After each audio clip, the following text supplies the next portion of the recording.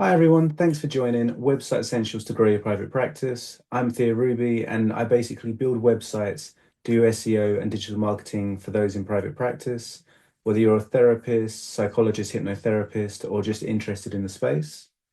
And this session is really about the basics of what you would need in order to get a website, and then I'll touch on the key points of SEO. So it's quite just the foundational bits to kind of get you going, and we'll go through step by step, and there'll be some extra resources and some links at the end as well. So whether you're literally got a brand new site or you're thinking of designing a site, or you've had a site for 10 years, all of these tips will actually apply. And we'll look at things like how to get your domain, your hosting, and your builder, and then what you want to do in terms of content to start. Um, if you're really not sure and you want some help, I offer a free 60-minute chat for new contacts. And then I also offer one-to-one support. So if you don't get everything, don't worry, there's always someone there to help out and kind of get you along the journey. So firstly, a domain is the name of your website. It's the address. It's like the postcode or the address of your website. Normally, having a short and succinct one works better. It can either be your name or maybe the niche that you work in, or just something that's memorable, short, and easy for you to, say, put on a business card or to mention to other people. For example, mine's theoruby.com.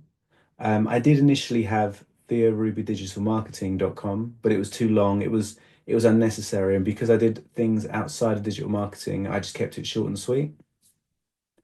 I'd say 4 out of 5 therapists I work with just have their name, and if they really specialize in something, then they might. I've got the binge eating therapist, your menopause therapist, the trauma therapist, who they use their domain as their niche. But if you're not that specialized and you're not sure where to start, just having your name will be good. Otherwise, you could have something like counseling with Anna, counseling with M. So either therapy or counseling and your name together. Um, Again, just simplicity. You want it to be memorable, but you want it to be easy for people to understand. Um, I wouldn't go with buying it from Squarespace or other places. There's a website called namecheap.com. I personally use them. They're reliable, they're affordable, and they don't try and upsell you. And the one thing that I really want to make a point of is you should always own your domain, even if you work with a third party or a web designer. It's really important for you to own the domain because there's so many times I've spoken to someone. They built a website 5 years ago. The web designers retired, gone on holiday, and they can't access their site. So yeah, I can't stress enough. You really should own it, control it. It's literally £6 to £10 a year, but that's your identity. That's the way you can be found online. Once you've got your domain using something like Namecheap, then there's web hosting. And it's quite complex, but it's basically the engine that runs your website. I actually offer hosting. I do discounts for therapists, and it's about the backup, the support, the security. It's literally the computer that powers your website. So if you imagine you've built a nice design, you put a name to it, but you need a server or a computer to run it and to make other people access it.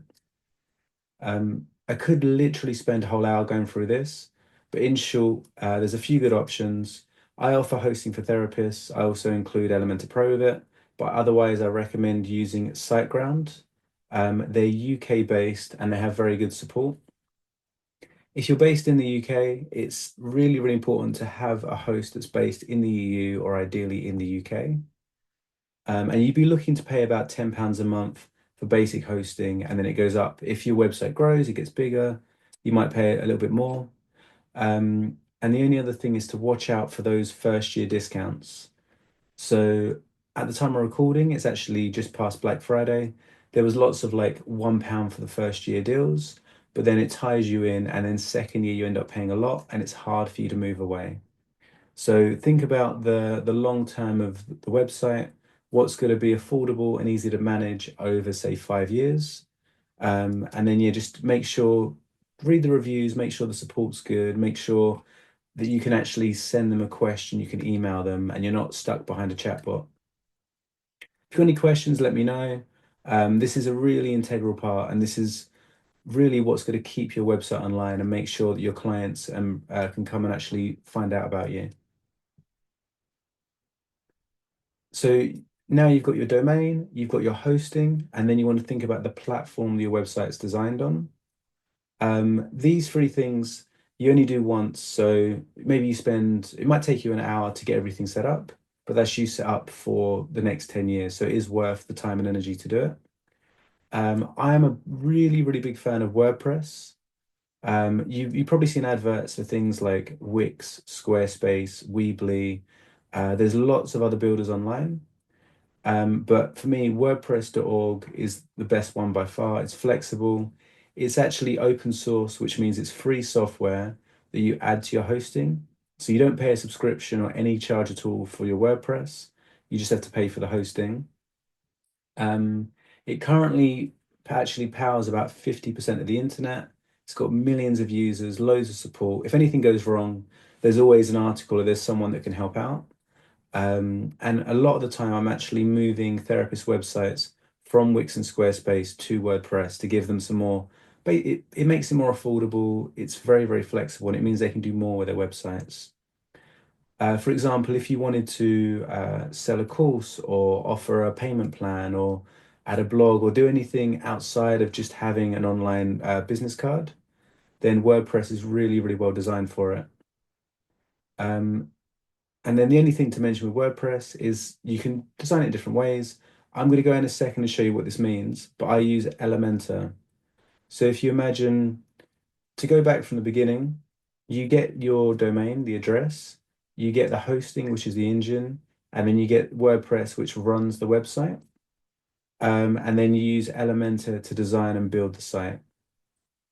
If you do that, then you can avoid lots of kind of those subscription models and getting tied into these kind of long contracts and stuff. It is a little bit more confusing at the beginning, but it will save you like a lot over the medium term. And I can just help you get that up. I wouldn't charge to help you to start this journey as well. And as you can see here, Elementor, you just pick what you want, whether it's a heading, an image, a video, a button, and you can just drag that in and you can create something. There's no code, there's no real skills needed. You just click and drag in what you want. And I'll do a demo at the end to show you that. So when you've actually got the site live and you've put WordPress onto your hosting, you then want to pick a few pages. Initially, for most people, it's about your home, your about, and your contact. So the home would introduce the practice. You might say the kind of therapies that you offer, the modalities, whether you do Zoom, walk and talk, in person. It's just an introduction. It's like the first page of your brochure, basically telling everyone what you do. And then the about page could be a mix of about yourself, your qualifications, your professional background, or it can also be about the type of counseling you offer. So it might be your approach, whether you do short, interpersonal, whatever the kind of the skills and the ways of working, you can do that in your about page. Then if you want just a basic 3 page, then you've got your contact. This is going to be a form and a way for people to book or inquire with you. Um, Something to note is it's very, very important to have these on separate pages.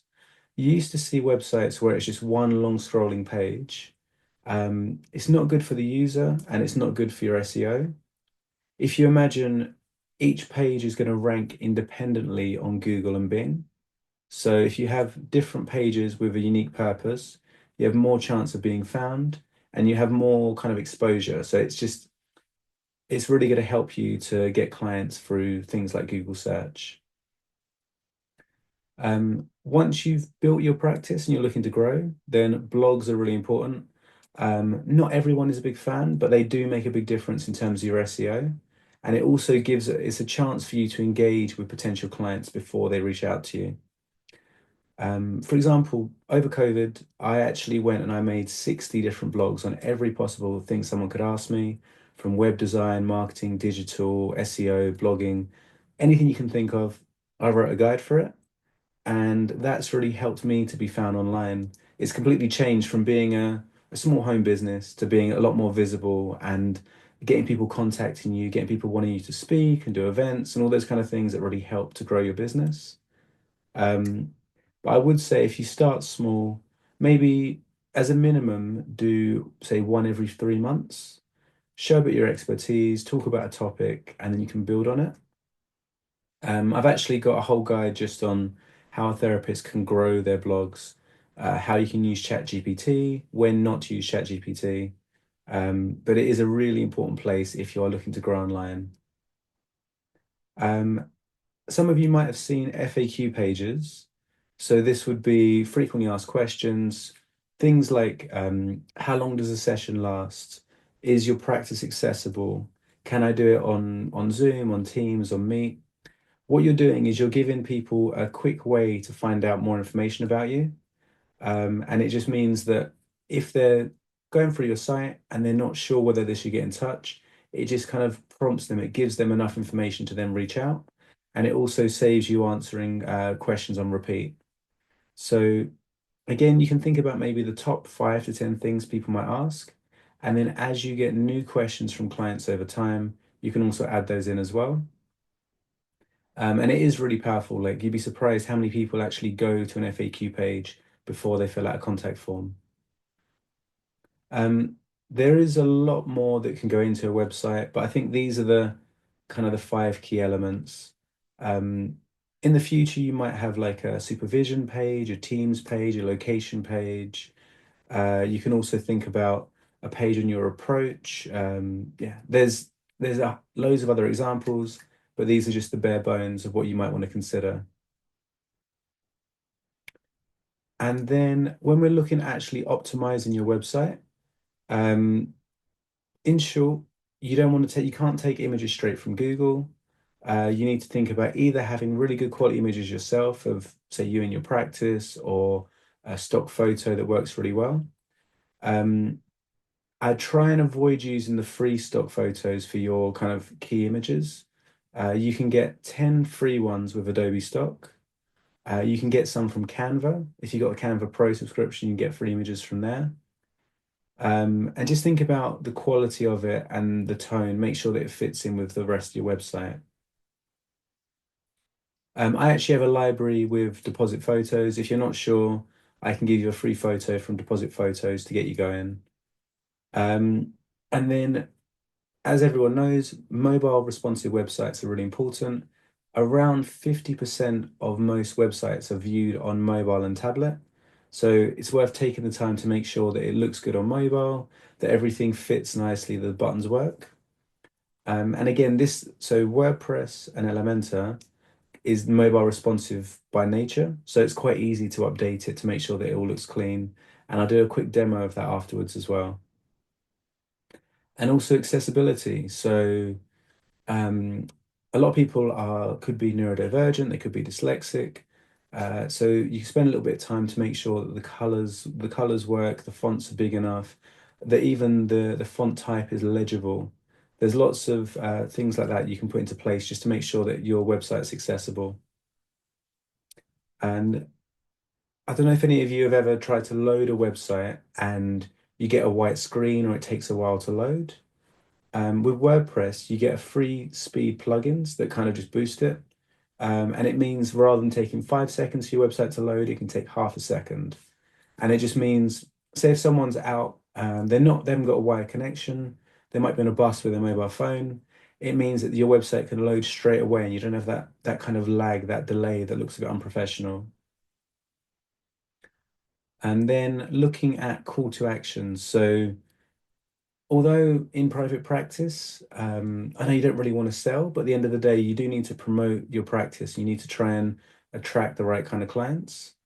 It's important to have buttons that are clear, simple, and give people a way to engage with you. Um, but obviously, you can do that in quite a subtle way. You can talk about the practice and the skills and the benefits they're going to get, and then have like a soft call to action. Obviously, rather than you're not salesman. You're going in with more of a polite and delicate approach. When you're launching, it's always worth, as well as checking it on the computer, check it on tablets, ask your friends and family, ask your supervisor, maybe go onto one of the therapist Facebook groups and ask other people just to give some feedback. I'm part of about, I think, nine private practice Facebook groups, and I often see like, please have a look at my website, give me some feedback, and people genuinely like to do it. So that's worth spending some time to do. Um, and then finally, SEO is an essential aspect. Once you've actually got the website live, it is worth spending the time to do the SEO. And this is what I'm going to step into now. It's just the real basics of SEO. I appreciate there's a lot, so I'm going to put this video with a guide, there'll be some links, and you can just get in touch, as I know that for many people starting out, there's a lot to do. But if you just use this as more of a checklist and go for each one over time, it's a really good place to be. So this is the kind of the second half of the presentation. And it's just like the core features of SEO, kind of what it means and what you can do first. Um, You may have heard of Google Search Console and Google Analytics. These are free tools, and basically, Google Analytics helps you to find out what people are doing on your site. Google Search helps you to know how people are seeing you on search. So it's almost internal for your website and external for Google. I'm just going to go through those now. So, as I mentioned, Google Analytics tells you where people are coming from. Are they coming direct by typing in your website? Are they finding you on Google search? Are they coming for a referral like a directory, or maybe you've been featured on a podcast or listed somewhere else?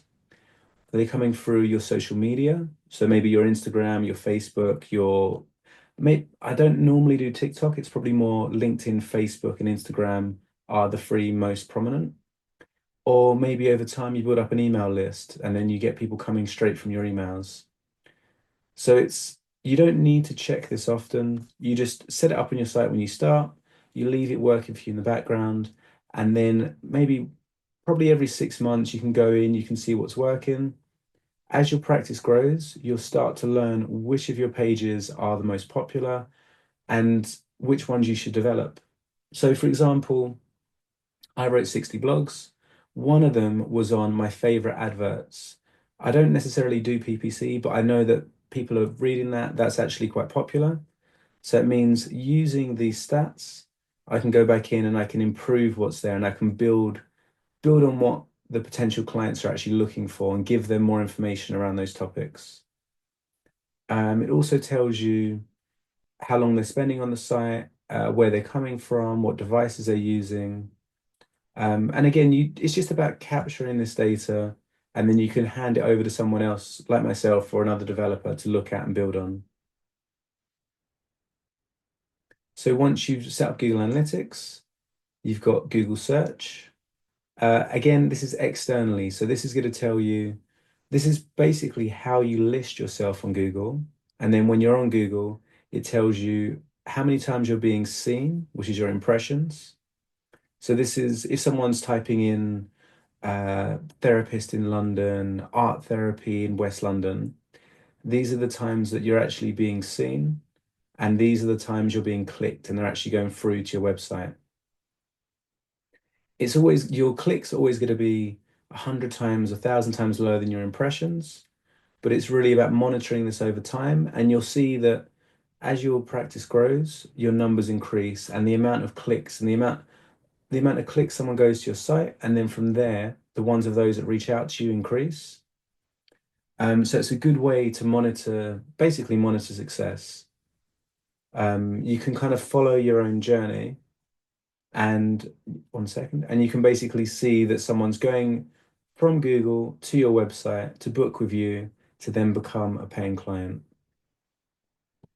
So just going through, you can go in and you can verify your website. You can submit your sitemap, which I can do for you. It also lets you know about any issues you might have with mobile usability. You can track your keywords and you can fix any errors. As with analytics, you just set it up for free. You can monitor it, and it's just something that there's so many reasons to have it and just have it there in the background. You don't have to look at it, just get it on there, have it running, and then you can kind of adapt and build your website over time using the information it gives you. The other one, I know a lot of people at the moment are actually struggling to get Google Business results. Sorry, it's actually changed from Google My Business, which it was called before. It's now just Google Business. This is your Maps result, and this is if someone types in couples counseling in Ealing, for example, you'll be one of the lists that comes up on Google Maps. It'll have your reviews, it'll have your links, it'll have your photos. You can actually even put your articles on there. So if you write any blogs, it's another place for your blogs to go. Again, it's free and it's becoming more and more powerful.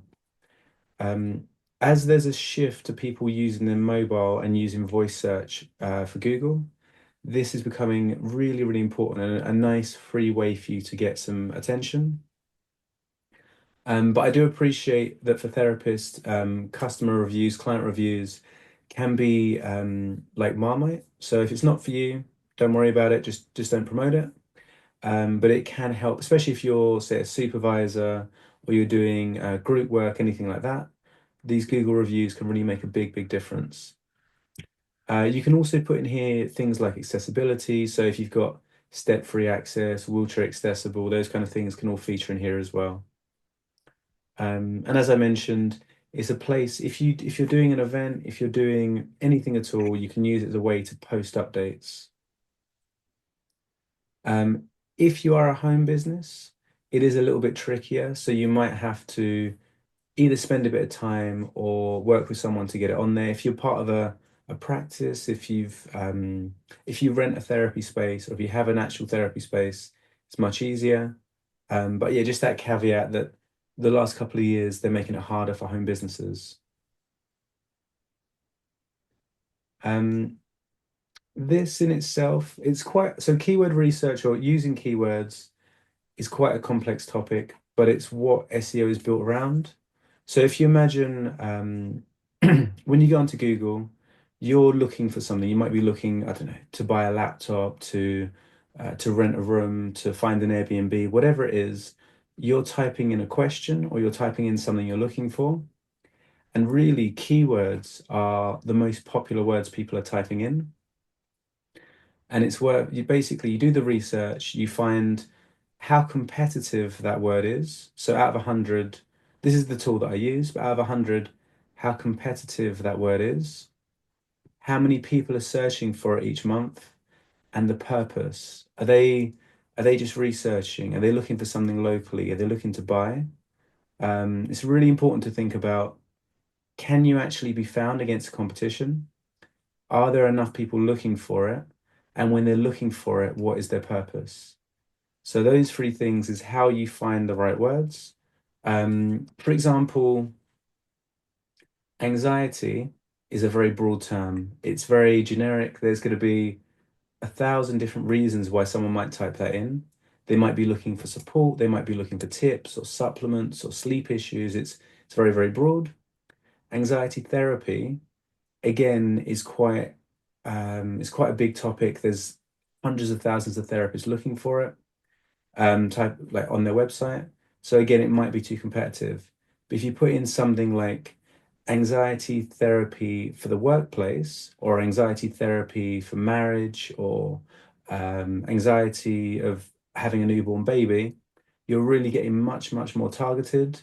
And it means that you've got more chance of being found. And that when the prospective client types it in, you have not only do you have better chance, but you're really answering their question. You're being more thoughtful, more targeted with your approach. So something I offer is going through and working out the keywords for your site. There are free websites you can use. So as mentioned here, Google Keyword Planner, if you're doing it for yourself, is a good way to start. Ubersuggest is another good one just to get you off the ground.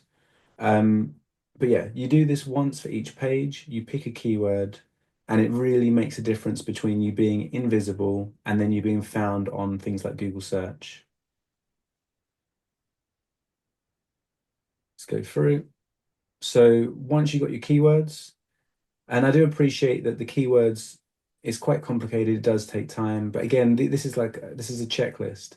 These are the things that you want to do maybe over the next year, not straight away. It really does make a huge difference. I've actually got an example I'll show you in a minute of where it's worked really well.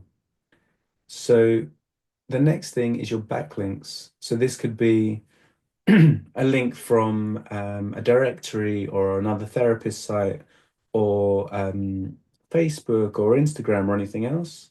This a backlink is a link back to your website from somewhere else. Um, these take time. Like initially, you might have one or two, and then you want to think about every few months to get a new one and think about the quality of those backlinks. So not only kind of generic directories, but anyone else that has a complementary service. So you might be part of a practice that also offers um, drama therapy, art therapy, psychotherapy, and how you can kind of complement each other's practices by linking to each other. Or you might be featured, for example. So I've been in Grow Your Private Practice. I did a blog with Jane Travis. I was part of Prospering Private Practice with Claire Fieldman, the Thera Summit, Counselor Staff Room, all these different places. And they've all got a link back to me, which it not only improves my website on search, but it means people from those groups can then come and find me. And then again, it's just thinking about the right kind of places for you to have a backlink. Um, Again, I've got another resource. This is a whole topic in itself, but it's really, really valuable.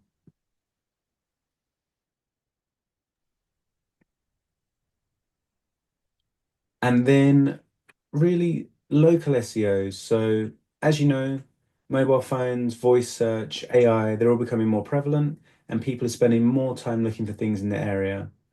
Even if you only do online therapy, it's important for you to actually state where you are because Google will naturally prioritize you in your local area. So I help people all over the world, but mostly all over the UK and Europe. But I'll always say that I'm based in Ealing. I'll say that I'm based in London, and it gives your search engines a way to place you. So you want to include your name, address, phone across all your platforms. Address could just be the generic location, doesn't have to be, obviously, if you're working from home, not your home address, but it might just be the borough or the nearest tube station that you're a part of. And then on your website, put in words like um, anxiety therapy in Manchester or trauma therapy in Sheffield. Include the location to help people to find you. And when they're typing that in, they might be looking for therapy in a nearby location. And then if you really want to go a bit deeper with it, you can actually have a different page for each location. I'll show you what that means in a sec, what that looks like in a second. And then you can also list yourself in things like Yelp, Yellow Pages, Bing, Google, all those things to help with local search as well.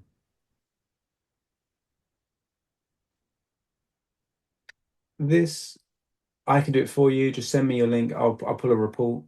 Um, there's lots of free technical audits online. To be honest, a lot of them are selling you something.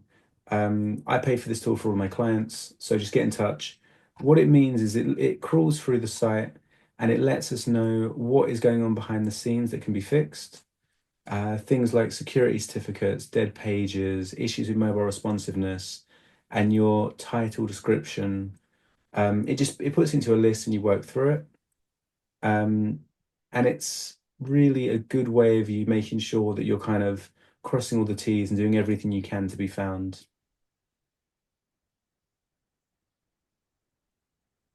And then, but finally, once you are looking to be found for certain words, so you might choose hypnotherapy for relationships, for example, and then you can see the search volume, the clicks, and then your trend over time. And again, you want to find decent amount of search. These are quite low, to be honest. I need to improve those and pick more competitive keywords. But you can see from days or through months the increase or the decrease of your position. And this is basically your position on Google. So if you work with someone to work on your marketing, they can say to you, I don't know, from July to December, you've gone from position 50 to position 8. And now you're being visible, you're being found. And then from that, you're actually getting people clicking through. Um, so I've actually got a network that I built myself. Even if you're not based around West London, if you want to join my network, I basically promote small businesses, promote people in private practice.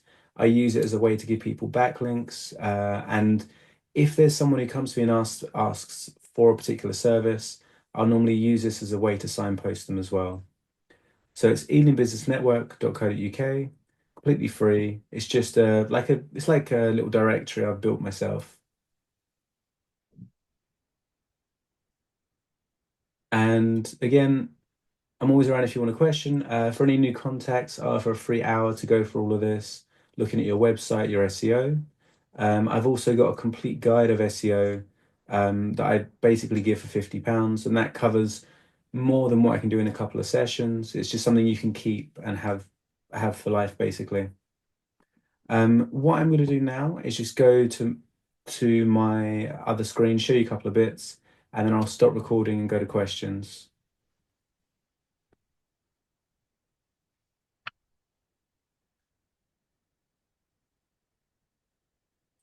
I'm just changing screen, bear with me.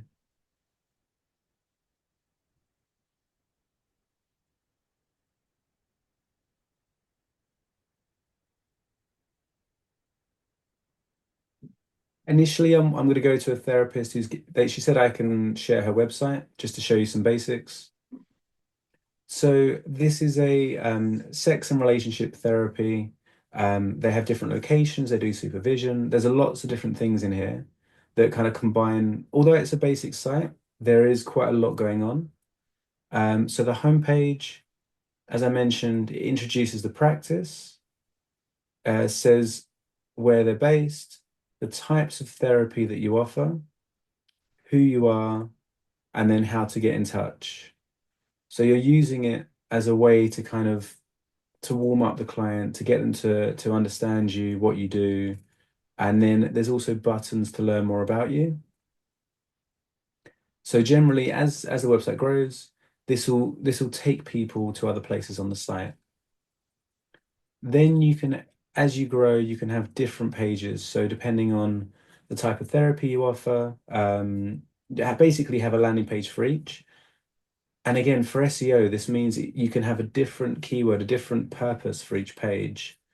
So I know, depending on what you're doing, I know low cost therapy is really, really popular. If you have associates, if you can do that, it's a really good way of building up your practice. But these are all independent pages. They all look the same. They all have the same structure, but you're really targeting a particular niche. And so you just have the same kind of layout, but you swap out the text to suit the audience. In this case, we've got a team. And then another thing I didn't actually touch on is videos do really, really well.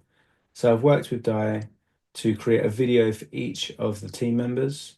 And that means that you can also appear on YouTube. It means you can appear as videos in Google search. And it's also a nice way to like introduce you to the potential client. Obviously, this isn't maybe where you're at right now, but it's just things to think about for the future. And then, as I mentioned earlier about the location pages, if you might rent therapy rooms in different practices, you might work with different therapists, you might build up a small group of you in different areas.